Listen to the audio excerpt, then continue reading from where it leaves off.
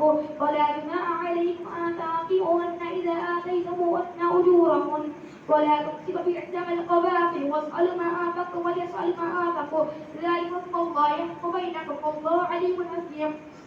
وإن آتكم شيء من أزواجكم للكفار فعقبتم فآتوا الذين ذهبت أزواجهم مثل ما آتكم واتقوا الله الذي أنتم به مؤمنون يا أيها النبي إذا جاءك المؤمنات يبايعنك على أن لا يشركن بالله شيئا ولا يسرقن ولا يزنين ولا يقتلن أولادهن ولا يأتين ببهتان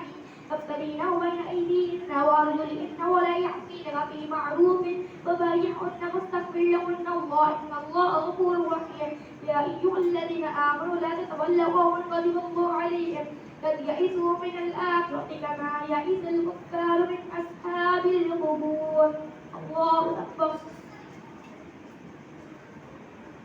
سمع الله لمن حمده الله أكبر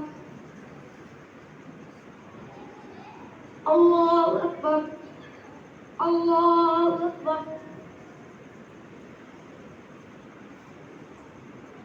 الله أكبر